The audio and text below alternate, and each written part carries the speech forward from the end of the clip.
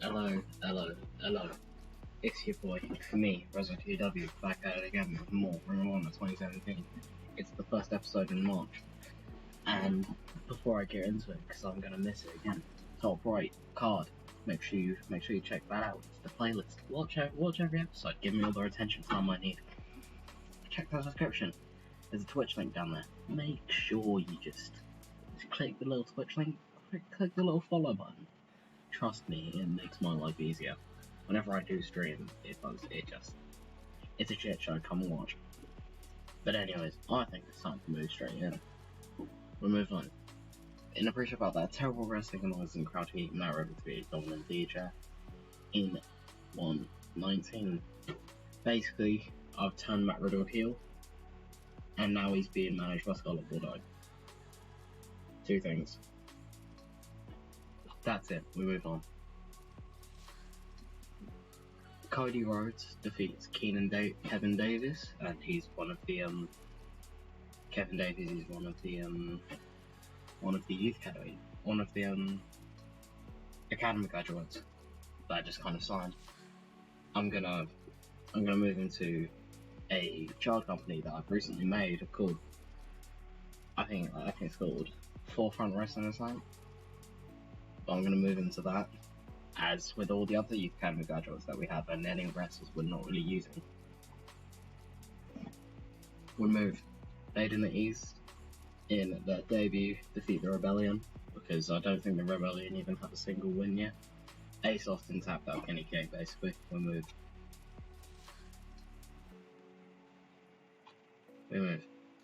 MJF defeats Bob Evans. Nothing much to say. We move. Mia Yim defeats Jessica Havoc. We move. Jimmy Havoc defeats Nelson Sheridan, another one of the Youth Academy guys. And Luther Bates defeats Taylor Hendricks with dinner to go.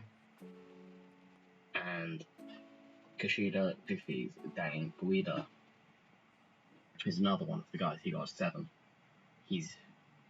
Trust me. Anyways, I think we move to the main show now. Yes, we do. Stop with Stephen Amell sat at his desk on the phone.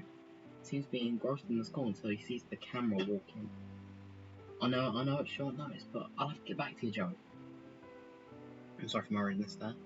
Welcome to Ring of Honor. I've been wrapped up in some contract negotiations with some of our athletes to lock them down here so we can still have some of our premier athletes when on New Japan tour dates. Because obviously, the past 2 episodes we've had not many of our top guys because they've been over in New Japan, so we've gathered some of the top ones that are not working for like 497 different companies, and we've locked them down on exclusives. Tonight we'll see more of Marty's CSI. Drew's back for another match. Adam Cole up and choice words for Andrade, and Thea Trinidad for most importantly, this will be the first installment of Ring of Honor television that's 2 hours long. Enjoy the show, y'all.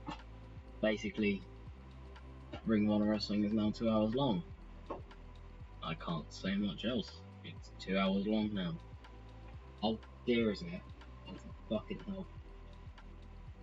It being 2 hours long is a fucking godsend. We move. With Drew Galloway facing William Ospreay for the television title, and Drew wins in 25-25 with a huge shock. That's defense number 7. There you go. Thank you, Drew. We move with the 2 players shaking hands because this is actually the final appearance that we had from the Will Ospreay loan. But we will just go and sign him at the end of the day because he's very, very good. We'll move to Jay White defeating Dalton Castle in 1307. Dalton with a 34, Jay with a 45, and the Rise of the Switchblade storyline has advanced and begun.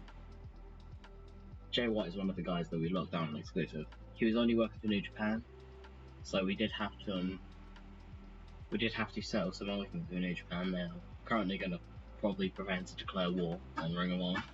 So War of the Worlds is not going to happen, boys, so don't mean to be rude. But Yeah, Jay White's one of the guys that we had to lock down because it's Jay White. We've just given him a win at the top prospects on.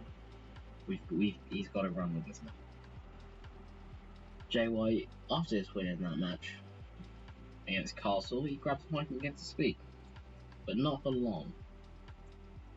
So these few matches have been monumental, but I remember one thing: this only begins the rise of the Switchblade. Yes, the rise of the Switchblade. This is Jay White. No, Jay White's not turning heel, he's still a face.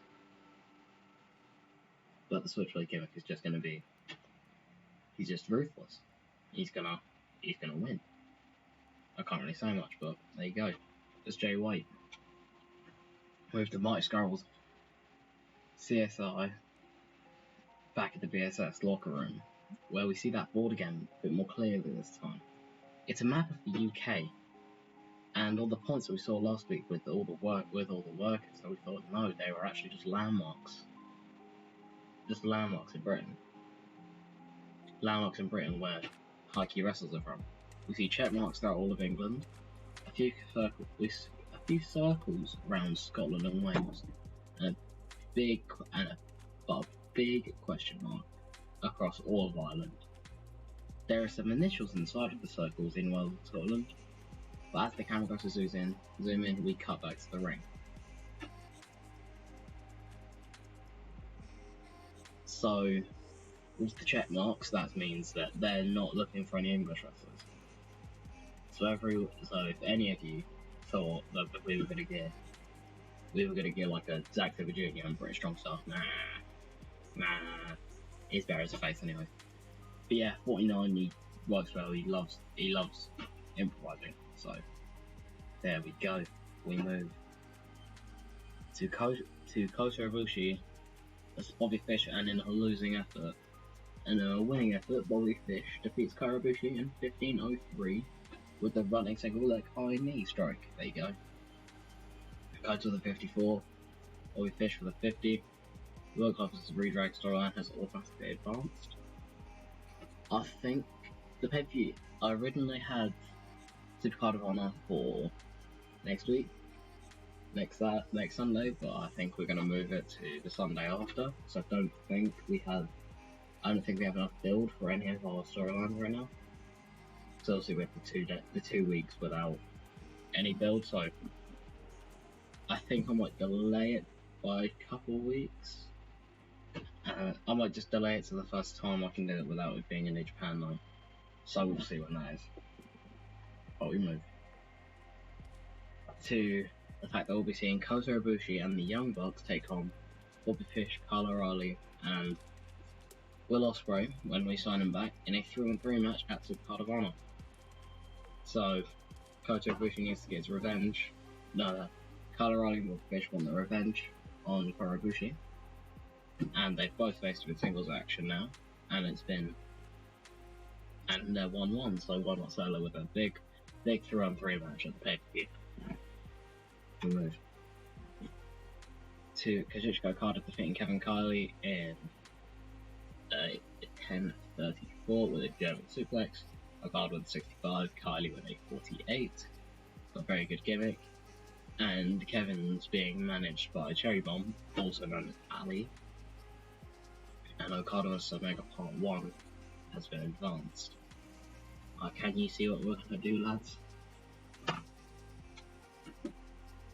We move to Kaylee Ray defeating Solo Darling and Jungle Kiona in 13:05 when Kaylee Ray pinned Solo with a gory bomb. Solo was the weak link, trying to give everyone else in ring performance. Kaylee with a 38. Solo with a 26, Jungle with a 44. Can't really say much else. Kaylee Ray's getting better gimmick, that's good. But we move to Adam Cole onto the ring. Ray hit ready for his match, but he grabs a mic, and as he said, he had some choice words for Andrade and Theo. Before I beat the oncoming guy, and less time than it takes for me to cut this promo, some people think they can just waltz their way in and just say that it deserves a shot at the title on my very shoulder. All I'll say is, Andrade, I call the shots, not you and your speaker. I'm the world champion, not you. Know your place. And yeah, there you go. Some choice words from Adam Cole. We move into the main event of the night, which is the debut of Mike Bennett and Maria Kanellis. And Adam Cole defeats him in 21:05 with a flying cross body. Match is a 59. Pretty good main event. 58 from Cole, 58 from Bennett. Mike debuts his coffee face gimmick. And it got great. And Maria debuted a dipsy gimmick and it got afterwards.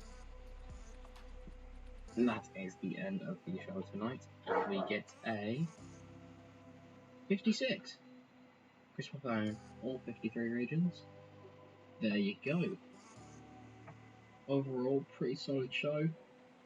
Nothing bad about it. And well, that's kind of it.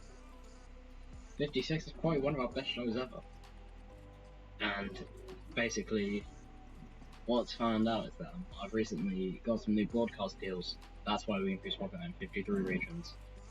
Because I recently got new broadcast deals, and it made it so I could. And it just made it so I could actually get coverage everywhere else besides in America, which is very good. But yeah, I'm running out of things to say, boys, I'll be honest. It's been 11 minutes of me chatting shit. I'm running out of things to say. Wait, I remember one thing though. Take care of yourself, everyone. In a bit.